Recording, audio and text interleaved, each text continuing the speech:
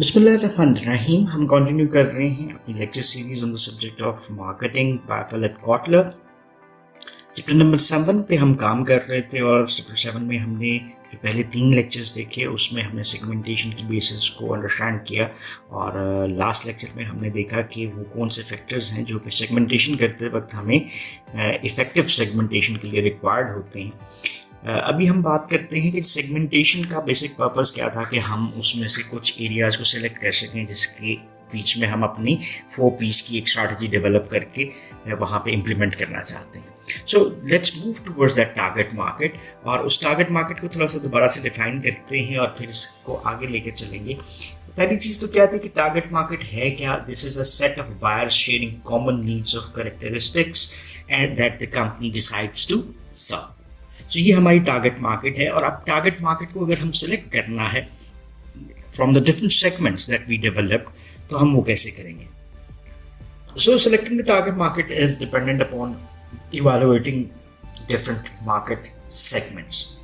So after evaluating different segments, the company must decide which and how many segments it will target. तो क्या नजर आया कि company अगर सेगमेंटाइज करती है किसी भी मार्केट को तो वो डिसाइड कर सकती है एक या एक से ज़्यादा सेगमेंट्स जिनके बीच में वो अपनी टारगेट मार्केट डेवलप करते हुए अपनी बिजनेस एक्टिविटीज़ को परफॉर्म करेगी. सो अगेन टारगेट मार्केट क्या बनी? Consist of a set of buyers who share common needs और characteristics that company decides to serve. So market targeting can be carried out at several different levels. यहाँ पे आपको exhibit 7.2 नजर आ रहा है जो कि बताता है, यहाँ से हम इसको देख लेते हैं कि टारगेटिंग ब्रॉडली से लेकर टारगेटिंग नैरोली तक ही आपको मूव करता हुआ नजर आता है. यानी हम ब्रॉड सेगमेंट्स क्रिएट कर सकते हैं और हम उन सेगमेंट्स को नैरो डाउन करते जाते हैं. So the more we are moving towards this side the more narrower segments that we are developing. यानी सेगमेंट के बीच में हम सेगमेंट्स क्रिएट करते हुए नजर आते हैं. सो 4 डिफरेंट बेसिस आपको नजर आ रही हैं सेगमेंटेशन के लिए. पहली सेगमेंटेशन जो आपको नजर आती है वो क्या है? दैट इज अनडिफरेंशिएटेड मार्केटिंग या इसको मैस मार्केटिंग भी कहा जाता है. दूसरी सेगमेंटेशन आपको या टारगेटिंग आपको नजर आती है डिफरेंशिएटेड मार्केटिंग या इसको सेगमेंटेड मार्केटिंग भी कहा जाता है. और तीसरी जो टारगेट मार्केट की बेस नज़र आती है वो है कंसंट्रेटेड मार्केटिंग और निश मार्केटिंग भी इसको कहा जाता है. और 4th लेवल पे जब हम पहुंचते हैं तो हम माइक्रो मार्केटिंग या इसको लोकल और इंडिविजुअल मार्केटिंग के नाम से भी बुला सकते हैं. तो इस लेक्चर में हम इन्हीं 4 डिफरेंट जो आपकी टारगेट मार्केट बेसिस है इसको अंडरस्टैंड करने की कोशिश करेंगे. So let's start this. पहले के ऊपर बात करना शुरू करते हैं which is termed as undifferentiated. Differentiated का मतलब क्या है? जब एक चीज दूसरे से डिफर करती हुई आपको नजर आ रही है. So undifferentiated means one might not be considering the differences of other different areas or other segments. So undifferentiated marketing या दूसरा लफ्ज़ जो हम इसके लिए यूज़ कर रहे हैं वो mass marketing एक ऐसी स्ट्रेटजी है जिसमें एक firm might decides to ignore market segments differences and target the whole market with one offer. Offer से क्या मुराद है? मैं offer आपके लिए डिफाइन भी कर देता हूँ. What is that offer? Offer is a combination of 4 P's जो क्या बनती है? प्रोडक्ट. आप क्या प्रोडक्ट बना रहे हैं, उसको किस प्राइस पे देते हैं, कैसे कस्टमर तक पहुंचाएंगे और कैसे कस्टमर तक कम्युनिकेशन पहुंचेगा. So that is the whole. ये 4 पीस का कॉम्बिनेशन आपकी ओवरऑल एक मार्केटिंग स्ट्रैटेजी बनती है और उसमें आप प्रोडक्ट क्रिएट करते हैं, प्राइस करते हैं, प्लेस और प्रमोट करते हैं. सो अगर आप किसी भी ऐसी मार्केट को टारगेट कर रहे हैं जहां पे आप इन डिफरेंसेस को कंसिडर नहीं करेंगे बल्कि एक ही ऑफर अपनी तमाम मार्केट के लिए क्रिएट करने जा रहे हैं तो ये क्या कहला रही है? Undifferentiated marketing. Such a strategy basically focus on what is one factor common. और कॉमन क्या नजर आता है? In the needs of the consumer rather than on what is different. So आपकी ये बेसिस जो मैस मार्केटिंग की नज़र आई वो ये है कि आप कॉमनैलिटीज़ को देखते हैं कि what is the common need of a specific market rather than differentiating a market upon the basis of their needs or certain different characteristics. So company designs a product and a marketing program that will appeal to the largest number of buyers. ज़्यादा से ज़्यादा लोगों तक हम अपनी reach बनाना चाहते हैं और ऐसी प्रोडक्ट को डिज़ाइन करेंगे, ऐसे मार्केटिंग प्रोग्राम को डिज़ाइन करेंगे जो कि लार्ज नंबर ऑफ बायर्स को अपील करता हुआ नज़र आता है। जैसे हमने पहले भी चैप्टर में बात की है कि most modern marketers have strong doubts about this strategy और difficulties arise in developing a product or brand that will satisfy all consumers. So moreover, mass marketing often have trouble competing with the more focused firms that do a better job of satisfying the needs of specific segments and specific niche. हम segment के बीच में एक smaller segments को बोल रहे होते हैं. So general अगर आप consideration देखते हैं आज की मार्केटिंग के हवाले से, तो वहां पर आपको एक बहुत सक्सेसफुल स्ट्रैटेजी मैस मार्केटिंग नजर नहीं आती, बिकॉज इसमें आप कंपटीशन से थोड़ा सा बाहर निकलते हुए नजर आते हैं और आप दूसरी कंपनीज को बहुत ज़्यादा रूम देते हैं कि जो ज़्यादा कंसंट्रेट करके काम कर रही होती हैं वो ज़्यादा बिजनेस मार्केट से ग्रैब कर सकती हैं.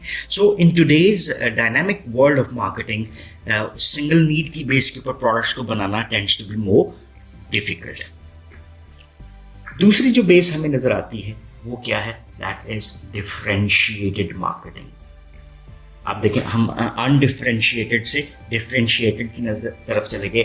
अगर मैं इसको आपको थोड़ा सा इस अंदाज में समझाना चाहूँ अनडिफरेंशिएटेड को, ये अगर आपकी प्रोडक्ट है, यानी ए प्रोडक्ट, और ये आपकी मार्केट मैंने बना दी.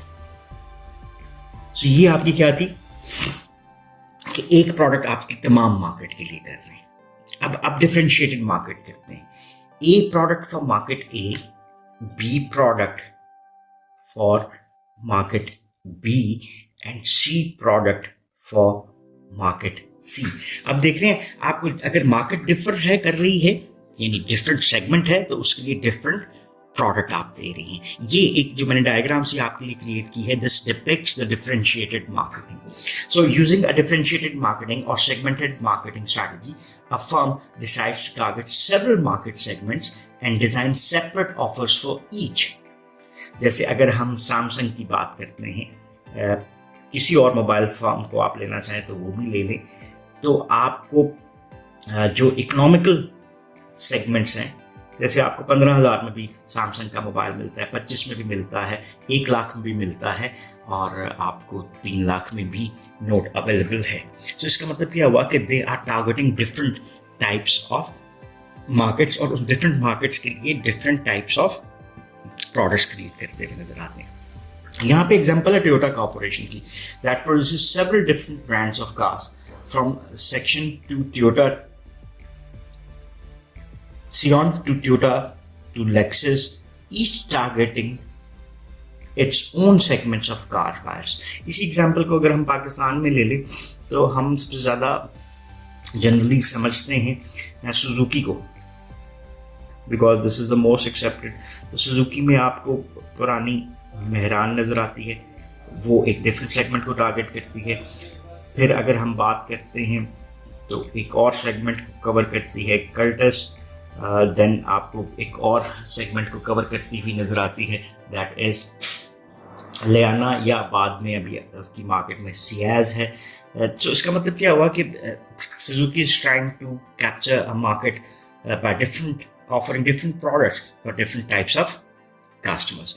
यहाँ पे प्रॉक्टर एंड गैम्बल को हम अमूमन जानते हैं market 6 different laundry detergent brands in the United States which compete with each other on supermarket shelves. So इसका मतलब क्या हुआ कि आप 6 डिटर्जेंट बना रहे हैं जो कि अपने आपस में भी compete करते हुए नजर आ रहे हैं, but they are targeting different segments as well. So there are many other examples जिसको आप read out कर सकते हैं for the better understanding of a differentiated market. अभी इसको थोड़ा सा और देखते हैं कि by offering products and marketing variations to segments, companies क्या करती हैं? कंपनीज ये होप करती हैं for higher sales and a stronger position within each market segments. इसकी एग्जांपल मैं आपको थोड़ा सा दे देता हूँ कि पाकिस्तान में टोयोटा आपके पास अवेलेबल है, तो कोई हैचबैक आपको टोयोटा का नज़र नहीं आता, आपको इसमें सेडान नज़र आ रही है.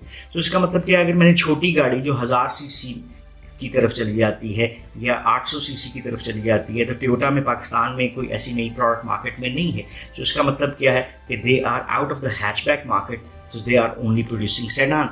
और हैचबैक में ना होने की वजह से सुजुकी को एक एज हासिल हो जाता है, जो कि मेहरान में या अभी की आल्टो आप ले लें या कल्टस में। So they are selling more vehicles than Toyota.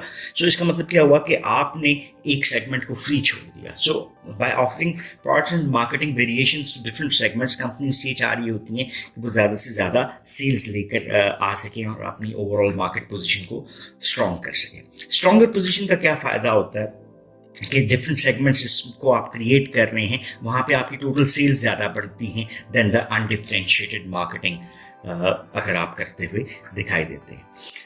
अब थोड़े से इससे एसोसिएटेड प्रॉब्लम्स को भी देख लेते हैं। Undifferentiated marketing also increase the cost of doing business as well. जैसे आपको सुजुकी मेहरान बनाने के लिए शायद अलग प्लांट्स, अलग डिज़ाइन, अलग सेक्शन की ज़रूरत है, तो आल्टो के लिए अलग और कल्टस के लिए अलग और गंसियाज के लिए अलग। सो इसका मतलब क्या हुआ कि ओवरऑल आपकी जो ओवर कॉस्ट है वो इंक्रीज हो सकती है।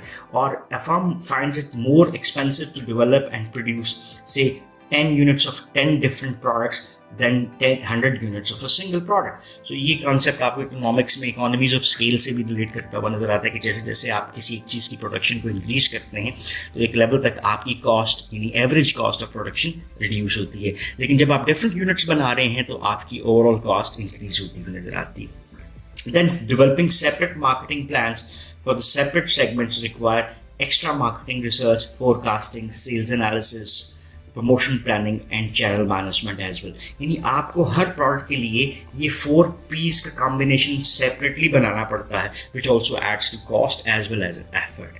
और trying to reach different market segments with different advertising campaigns increase promotional cost as well, और thus the company must weigh increase sales against increase cost when deciding on differentiated marketing strategy.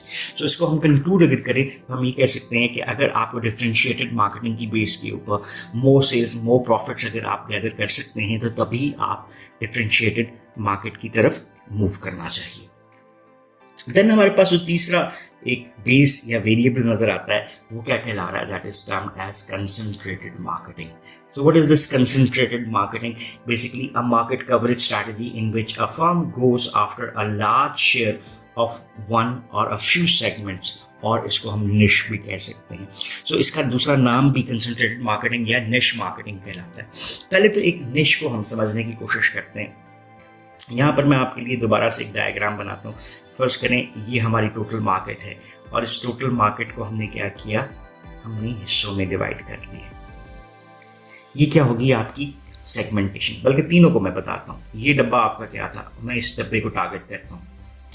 ये undifferentiated आपकी target marketing थी। अब आपने हिस्सों को define कर लिया तो आपने ये और ये और ये 3 हिस्सों पे काम कर रहे हैं, ये डिफरेंशिएटेड मार्केटिंग थी। अब मैं क्या करता हूँ, एक सेगमेंट को फिर फर्दर क्या करता हूँ, सब सेगमेंट्स में बना देता हूँ, और अब मैं उस सब सेगमेंट्स में से इस सेगमेंट को टारगेट कर रहा हूँ। तो ये हमारे लिए क्या कहला रहा है, ये हमारी निश मार्केटिंग कहला रहा है। यानी whenever a company is targeting a segment within a segment, so बजाय इसके कि हम एक small share of a large market की तरफ जाएं, हम एक लार्ज शेयर की तरफ जाते हैं of a small market. Just take example of racing cars. इन रेसिंग कार्स के हवाले से अगर हम बात करते हैं तो बड़ी मार्केट किसकी बनी, गाड़ियों की मार्केट बनी। और उन गाड़ियों की मार्केट में अगर हम बात करते हैं तो रेसिंग कार्स आपको लिमिटेड नंबर में सेल आउट होती हुई नजर आती हैं। बट जैसे लैम्बोर्गिनी है या अदर डिफरेंट ब्रांड्स हैं, they are getting the maximum sales out of those as well. So अभी इसको थोड़ा और डिटेल से देखते हैं कि यूजिंग अ कंसंट्रेटेड और निश marketing strategy instead of going after a small share of a large market, a firm goes after a large share of one or a few smaller segments or niches. तो यहाँ से एक और बात पता लग जाती है, it's not necessary कि हम किसी एक niche को टारगेट करें, we can target more niches rather than only targeting one.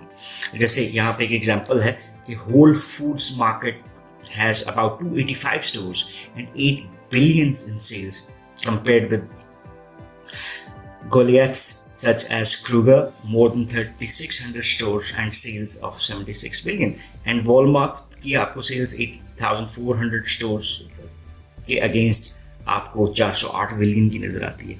Yet over the past 5 years, the smaller, more upscale retailers has grown faster and more profitably than either of its giant rivals. So ये चीज़ आपको क्या नजर आती है कि आपकी niche marketing के या कंसंट्रेटेड मार्केटिंग के कुछ बेनिफिट्स हैं जो आपको एसोसिएट करते हुए नजर आते हैं. So through concentrated marketing the firms achieve a strong market position because of its greater knowledge of consumer needs in the niche it serves and the special reputation it requires as well. So it can market more effectively by fine-tuning its products, prices, programs to the needs of the carefully defined segments. So it can also market more efficiently, targeting its products or services, channels and communication programs towards only consumers that it can serve best and most profitably. ये आपको benefits नजर आ रहे हैं. Effectiveness कि जब आपका market knowledge निस्बतन ज़्यादा होता है तो आप उस मार्केट नॉलेज की बेस के ऊपर अपनी प्रोडक्ट को फाइन ट्यून करते हैं कि वो उस कस्टमर की नीड के मुताबिक उसको उसी तरह से प्राइस करते हैं. देन आप कम्युनिकेशन इस तरह से प्लान करते हैं कि आपका कम्युनिकेशन वेस्ट ना जाए और उस टारगेट ऑडियंस तक पहुँच रहे. सो ये दोनों फैक्टर्स जो हैं वो आपको इफेक्टिवनेस भी दे रहे हैं और एफिशिएंसी भी दे रहे हैं, जिसकी बेस के ऊपर आप मैक्सिमम आउटकम्स लेकर आ सकते हैं. अगर इसको कंपेयर करें तो जहाँ पे segments are very large and normally attract several competitors, niches are smaller and may attract only one or a few competitors. So niching lets smaller companies focus their limited resources on serving niche that may be unimportant to or overlooked by larger competitors. So क्योंकि जो large competitors हैं वो larger sales require कर रहे होते हैं और larger profits gain करना चाह रहे होते हैं, तो एक स्मॉलर मार्केट की तरफ शायद उनकी उस तरह से कंसंट्रेशन भी ना जाए. So being a small company, being good marketer, आप उन निश को टारगेट करके अपने लिए बेनिफिट्स ले सकते हैं. सो बहुत सारी कंपनीज जो हैं वो निश मार्केटिंग को यूज करती हैं against competing the larger brands as well, जहां पे आप अपने रिसोर्सेज को मोर एफिशिएंटली यूज कर सकते हैं. अगर हम इसको थोड़ा सा और कंट्रास्टिंग व्यू में देखना चाहें तो as the markets are changing, some mega marketers develop niche products to create sales growth as well. So आपको एक ट्रेंड नजर आता है कि जैसे जैसे मार्केट में आपको चेंजेस नज़र आ रही हैं उस तरह से आपके प्रोड्यूसर्स जो हैं वो भी अपनी स्ट्रैटेजी को चेंज करते हुए नज़र आ रहे हैं. यहाँ पे पेप्सी की एक एग्जांपल है, उसको देख लेते हैं. To meet this shifting demands, mainstream cola marketers Pepsi company and Coca Cola have both developed और acquired their own niche products. So Pepsi company developed जैसे कि अब फॉरेन मार्केट के हवाले से AMP energy drink and purchase the SOBE and fizz, whatever the word is, of enhancing waters and juices. So similarly Coca-Cola developed different products in the different niche markets as well. So इसके हमें नज़र आता है कि the more companies are moving towards the micro marketing. Then अगर इसके थोड़े से negatives और overall इसको हम कंक्लूड करना चाहें कंसंट्रेटेड मार्केटिंग को, concentrated marketing can be highly profitable, at the same time it involves higher than the normal risks as well, or companies that rely on one or a few segments for all their business will suffer greatly if the segment turns so आपको technological changes बहुत ज़्यादा नज़र आती हैं. सो अगर कोई company सिर्फ निश पे टारगेट कर रही है और निश में कोई चेंज आती है because of certain other economic factors या टेक्नोलॉजिकल फैक्टर्स, तो कंपनीज एट लॉस जा सकती हैं. और larger competitors may decide to enter the same segment with greater resources. So आपका कंपटीशन भी इन्हेंस हो सकता है कि कोई कंपनी विद ग्रेटर रिसोर्सेज अगर उसमें आती है तो आप मार्केट से किक्ड आउट हो सकते हैं. For these reasons many companies prefer to diversify in several market segments as well.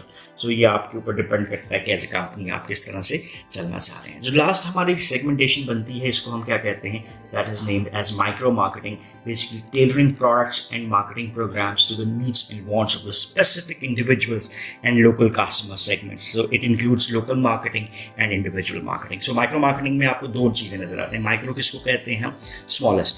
सो आप क्या करते हैं कि आप वो प्रोडक्ट और सर्विस क्रिएट करते हैं जो कि needs and wants of the specific individual और लोकल कस्टमर के मुताबिक हो. तो इसमें आपको दो चीज़ें नज़र आती हैं. सो एक आ जाती है लोकल मार्केटिंग और दूसरी आपको नज़र आती है, इसको हम कहेंगे इंडिविजुअल मार्केटिंग. सो ये दोनों क्या हैं? लोकल मार्केटिंग से मुराद हमारी क्या बनती है कि जब आप किसी स्पेसिफिक लोकेलिटी को टारगेट कर रहे हैं, involves tailoring brands and promotions to the needs and wants of the local group as well. So cities हो सकती हैं लोकल मार्केट्स में, नेबरहुड्स हो सकते हैं एंड इवन स्पेसिफिक स्टोर्स को आप टारगेट कर सकते हैं. और एडवांस इन कम्युनिकेशन जो है वो आपको स्पेसिफिक डाटा के एनालिसिस देता है जिसकी बेस के ऊपर आप इस मार्केटिंग स्ट्रैटेजी को अगर रन करना चाहें तो रन कर सकते हैं for the benefits of the organization as well. इसी तरह से हमारे पास जो इंडिविजुअल मार्केटिंग नज़र आती है ये एक्सट्रीम है माइक्रो मार्केटिंग की, because individual marketing is tailoring products and marketing programs to the needs and preferences of individual customers. So individual marketing has also been labeled one to one marketing और mass customization and markets of one marketing. So आपको ये दो level नज़र आते हैं. इसको mess customization किस तरह से नज़र आती है, जैसे अगर आप डेल की साइट के ऊपर जाते हैं तो Dell allows you to develop a PC of your own choice. So आप सिर्फ और सिर्फ क्या करते हैं, अपने पार्ट्स को सिलेक्ट करते हैं और आपको वो पीसी बना हुआ आप तक पहुंच जाएगा. तो ये एक मैस कस्टमाइजेशन का आपको लेवल नज़र आता है. जैसे हम एग्जांपल अगर सिंपल देना चाहें तो बुटीक की एक एग्जांपल हमें सामने आती है जहाँ पे आप अपनी मर्जी के डिज़ाइंस जिनसे हैं वो क्रिएट करवा सकते हैं according to your own size. So tailors आपको जो बुटीक पे काम करते हुए नज़र आते हैं वो भी इंडिविजुअल मार्केटिंग का हिस्सा नज़र आते हैं. सो अगर हम इंडिविजुअल और लोकल मार्केटिंग को देखें तो still companies face increasingly fragmented markets and as new supporting technologies develop the advantage of local marketing often outweigh the drawbacks.